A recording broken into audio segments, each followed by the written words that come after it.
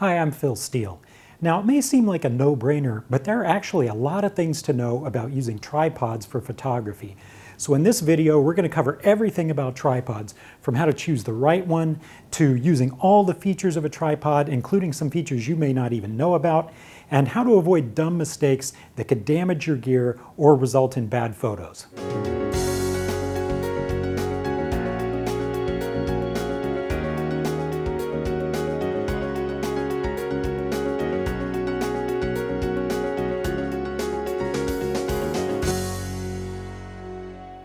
All right, let's start with choosing the right tripod for your needs. I'll keep this part brief because we want to get on to how to use a tripod, but using it depends on which features it has, so we need to talk about this part first.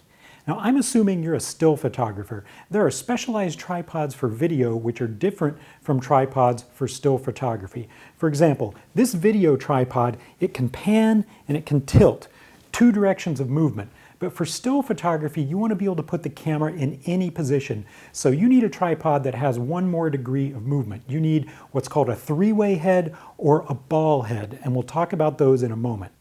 Also, you'll notice this tripod is all in one piece. The legs and the head don't come apart. Now, if you're on a low budget, you may start with a one-piece tripod like this, but generally, for the more sophisticated tripods, the head and the legs come apart and you buy them separately. So let's talk about the heads first. As I mentioned, at the bare minimum, you want a three-way head like this one. You can see it has 1, 2, 3 levers to allow you to move the camera in 3 different directions. It's basically like that video pan and tilt head that we saw with one more axis of movement, and that allows you to put the camera in any position. However, there is another alternative that allows you to quickly put the camera in any position, and that is a ball head like this one. The ball head is basically a ball in a socket, and by moving one lever, it releases the friction on the ball and allows you to move the camera to any position you like. So which is better, a three-way head or a ball head? Well, it depends on what kind of photography you do and how much speed and weight matter to you. Now, the ball head tends to be smaller, more compact, and faster to work with. So if you're traveling and want the most compact tripod, or if you're shooting moving subjects and want to be able to move your camera around very quickly to recompose, then a ball head is probably for you. The three-way head has an advantage if you want to be able to put your camera in very precise positions and you don't mind it being a little slower because you have to use 3 different levers to reposition the camera, and if you don't mind it being a little bit bulkier. So if you're shooting landscapes or product photography or architecture or macro photography where you want to take your time and set up very carefully composed shots and you don't mind it being a little slower, then the three-way head is probably better for you. I personally use ball heads because I like my tripod to be very compact and portable, and I also like to be able to move my camera very quickly. Now, if you really want the ultimate in quick movement, there's a type of ball head called a pistol grip head, sometimes called a joystick head. Now, the great thing about these is with one hand, with one motion, you can grab it and squeeze the trigger and then move the camera to any position you like and release. Now, it's very fast, but the downside is it tends to be a bit bigger and heavier than other types of ball heads. And also, if you've got a big, heavy camera out on it, it can get kind of unbalanced when that camera is hanging way out at an angle. And finally, for those of you who shoot with long lenses for sports or wildlife photography, you might want to consider a gimbal head. Now, these are big and expensive and highly specialized, but if you do really long lens photography, then they can be a lifesaver. Now let's talk about the tripod legs. There are generally 2 different ways that tripod legs are latched. We sometimes call them flippies and twisties.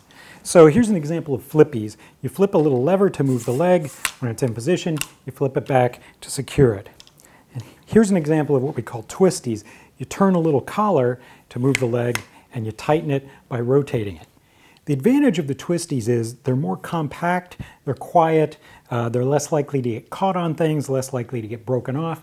The downside is it's easy to fail to tighten one of them enough and then one of your legs collapses and dumps your tripod over. Believe me, I've done it. Now, the flippy lever latches have the advantage of being faster to use and you're less likely to leave it partially latched.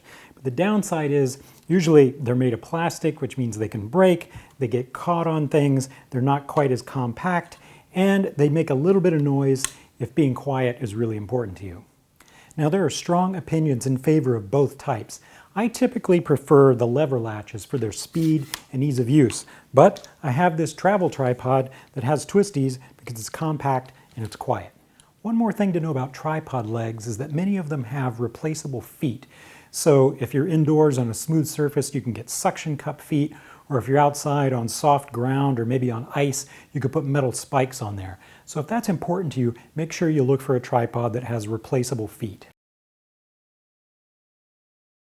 There's a raging debate about whether carbon fiber or aluminum makes a better tripod. Now, some people would argue that carbon fiber makes a better material because it absorbs vibration better than aluminum. On the other hand, some people would say aluminum, because it's stronger and sturdier, makes a more stable tripod. It's certainly true that if you shoot in cold weather, you might prefer carbon fiber because it's less cold to the touch and won't freeze your hands. On the other hand, some aluminum tripods have these rubber grips added to them, and that protects your hands. It mostly comes down to a choice based on price and weight. Now, if weight is your primary concern, if you're a traveler or a backpacker, you're probably going to want to go with carbon fiber because it's lighter. But carbon fiber is also more expensive. So if money is your primary concern, then aluminum probably wins. Now, the final aspect of choosing a tripod that I want to mention before we get into how to use them is the center column. That's this part that goes up and down. Now, some tripods have this and some don't. The advantage of having a center column is it allows you to make very precise adjustments to the height of your camera very easily. And another advantage is that some tripods have a center column that's reversible. You can take it out, put it upside down, hang your camera from it, and it allows you to get your camera very close to the ground. Now, the disadvantage of a center column is the more you raise it, the more wobbly and weak your whole setup gets. So ideally, you would only raise it when you absolutely need to. You would want to normally raise your tripod legs to their full height and keep the center column all the way down in the lowest, most stable position and shoot like that. And if you have a big, heavy camera and need a lot of stability, you might want to consider a tripod that doesn't have a center column at all. And when you're shopping for a tripod, whether it has a center column or not, you should make sure you get one that's tall enough that you can look through the viewfinder of your camera without having to stoop over, because that gets very tiring. And this is one good reason to test a tripod that you're considering in a camera store instead of just buying it online. Another reason to test out a tripod in a camera store instead of just buying one online is you can test it with your actual camera gear and see how it performs with that amount of weight. So go in, take your heaviest camera and lens and flash combo, whatever you use, put it on there, and then give it a little tap and see how long it takes for the vibration to settle down. And tap it in the middle of one leg and see how long it takes the vibration to settle down. If there's a lot of shaking and wobbling going on, then you probably need a heavier duty tripod. And in general, it's better to have a tripod that's too sturdy than one that's not sturdy enough. So if you're on a low budget, you might consider buying a used tripod that's good and sturdy instead of a new one that's flimsy because that's all you can afford. Like all photography gear, good tripods cost money. If you start with a cheap one, pretty soon you'll be replacing it and buying a more expensive one. So you might just want to skip that first step and go right to a better one from the start. You're going to spend at least $300 on a decent tripod. Some people spend much more. All right, now let's talk about how to use a tripod. One of the most important features of any tripod is the quick release plate. There are many different styles of them on many different brands of tripods, but they all serve the same function. They allow you to take your camera quickly on and off of the tripod by screwing the plate to your camera instead of having to screw your camera to the tripod each time. So they're great, but they have some quirks. First of all, even though they're called quick release plates, some of them are quicker than others. I like this Manfrotto style, where with a single motion you can just put the camera down and lock it into place. Now, there are other types where once you put the camera down, you have to tighten a little screw to tighten it down. Now, I like my quick release plates to be quick. Other people prefer the mechanical security of the screwed down style.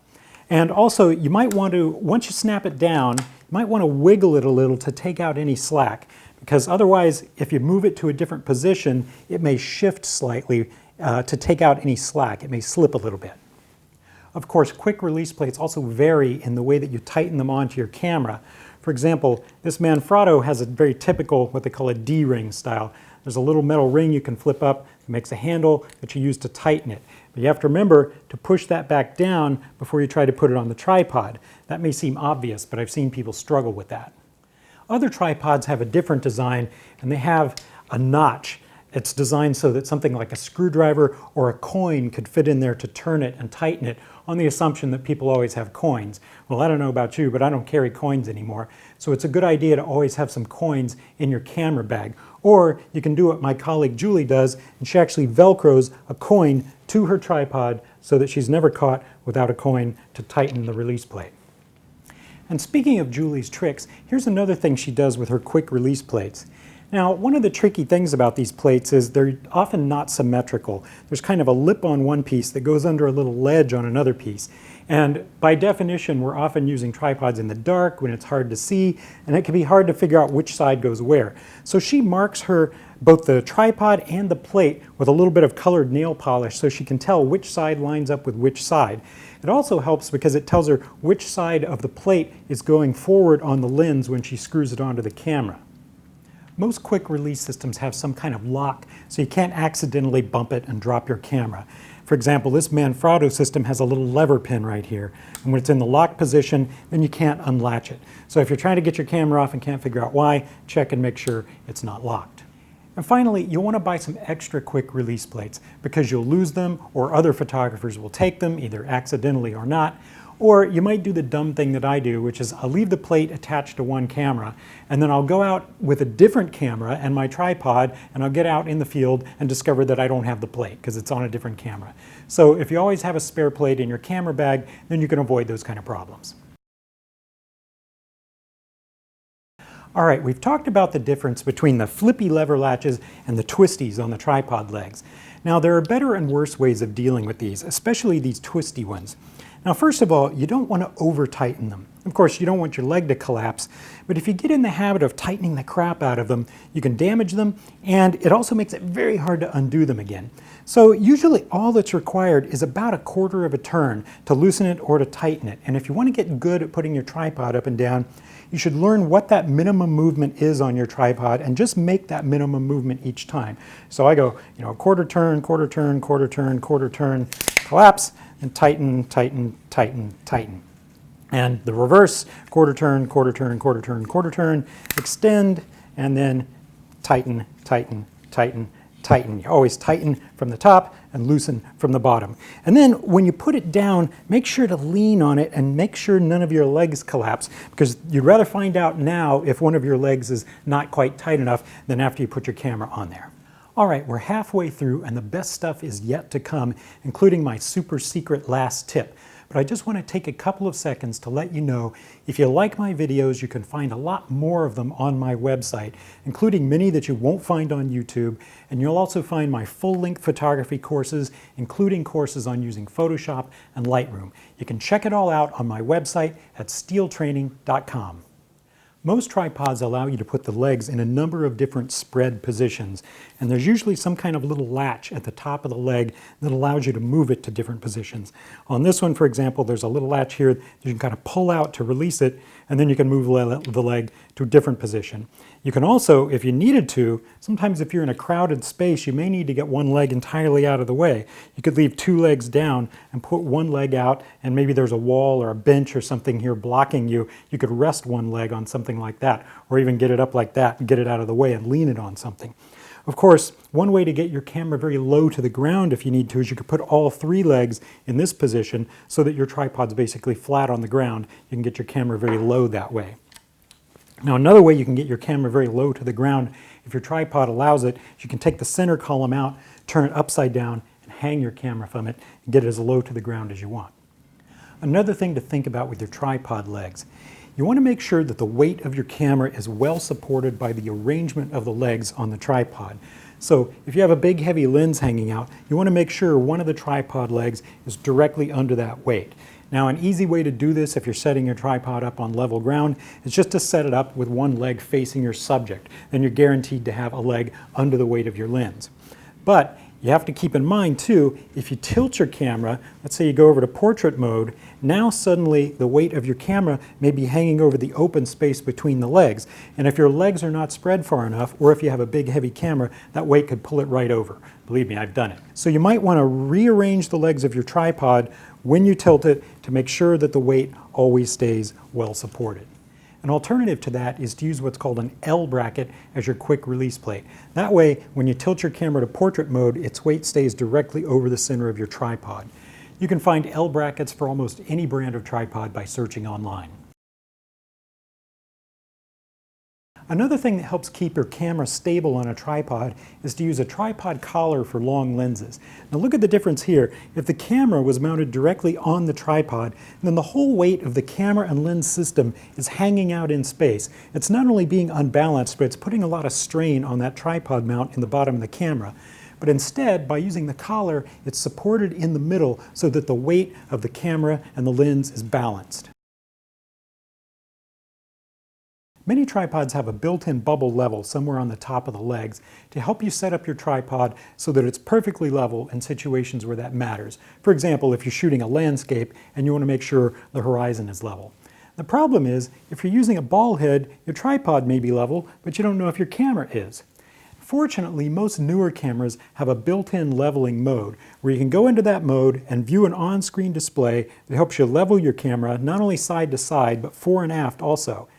Now that we have this, I don't even care if my tripod is level anymore because I know that my camera is. No matter how stable your tripod, if you're using your hand to trigger the shutter on your camera, then you are shaking it. You're introducing a little bit of motion vibration into your photo. So if you want the sharpest possible photos, you need to get what's called a cable release or remote shutter release. Now, in the old days, this was actually a physical cable that connected and mechanically tripped the shutter on the camera. These days, it's more often an electronic device that connects by a wire to a little port inside your camera, or sometimes it's a radio-triggered device that connects to that port. Or these days, it may even be a smartphone app that triggers a radio device connected to your camera, or which maybe even directly triggers your camera itself if you have a new camera that supports that. Just look up remote shutter release for whatever camera model you have online and you'll find plenty of options. It doesn't matter which method you use, what matters is that you not be touching the shutter button when you're trying to take stable photos on a tripod. Now, if you don't have your cable release with you, or you have one but its batteries are dead, in a pinch you can use the camera's self-timer mode, where you press the shutter button and then a few seconds later it takes a photo. Now, you might be tempted to use the 2-second timer so that you can take photos more frequently, but I would urge you to be cautious. Sometimes, even after 2 seconds, the camera and tripod still might be shaking. It may not be visible to you, but it may be enough to put motion blur in your photos. So I recommend using the 10-second timer to make sure that the whole thing has plenty of time to settle down before it fires off the photo. Now you can further reduce vibration by using what's called mirror lockup mode. Now this is on a DSLR. If you have a mirrorless camera, this doesn't apply because there's no mirror. But on a DSLR, before the shutter can open, the mirror has to flip out of the way. And that mirror movement causes a little vibration. So if you're making a really delicate photo where absolute stillness is required, you can lock the mirror out of the way before taking the photo. Just look up mirror lockup mode in your camera manual or online for your camera to see how you do it. Now, one quick and easy way to do it on most DSLRs is to put the camera in live view mode, so you have that live view on the screen that gets the mirror out of the way, and then take the photo. Another way to reduce vibration when your camera's on the tripod is to remove the strap. You wouldn't believe how many people I see out shooting with their camera on a tripod, carefully using their cable release, and their strap is blowing in the wind, shaking the camera. So you can just hold it in your hand to prevent that, or you can secure it to the tripod somehow, or better yet, you can just take it entirely off.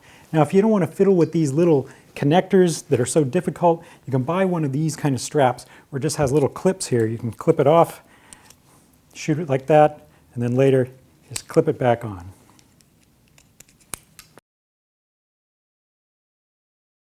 You may wonder what this thing is on some tripods. Some tripods have a hook here, others have a hole in the bottom of the center column where you can screw a hook in. This is called the ballast hook, and it's a way of adding extra weight to the tripod to make it more stable, especially in the wind.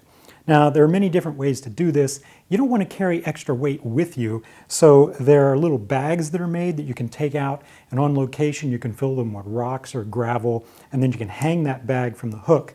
Now, you don't want it to swing in the wind like a pendulum because that would shake the tripod.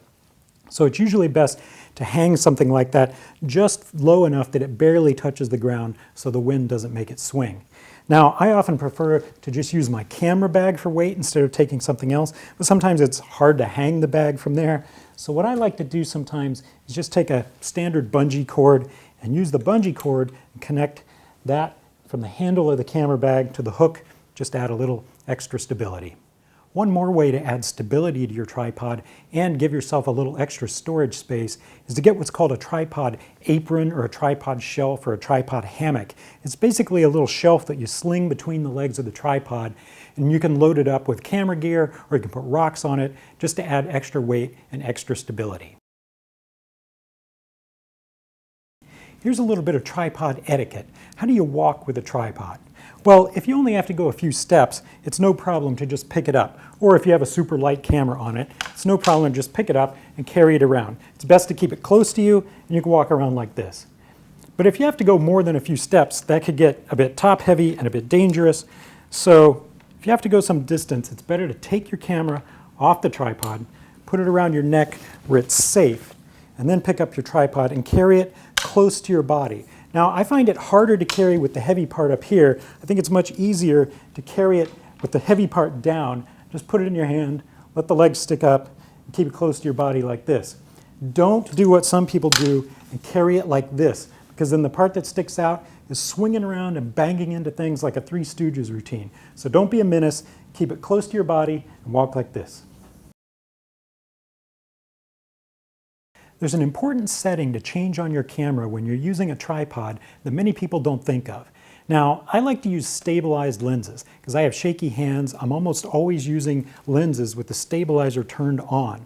But when you put your camera on a tripod, you need to turn that stabilizer off. And this applies whether it's a lens-based stabilization or whether it's in-camera body stabilization. Those stabilizers are designed to work with hand movements, and they go a little bit crazy when they're locked down on a tripod. If you doubt this, just put your camera on a tripod with the stabilizer on and shoot about 10 minutes of video. And then when you watch the footage, you'll occasionally see the camera make weird little movements for no reason. You can even see this in some of my old videos when I forgot to turn the stabilizer off. All right, I saved the most important tip for last. If you have this kind of quick release plate, the kind with a little D-ring loop that you flip up to tighten the screw, this can be a lifesaver in an emergency. If you find yourself out in the wilderness and you have a beer and you don't have a bottle opener, that little loop can open a bottle. It can be a little tricky. You got to get the edge of the loop under the edge of the bottle cap.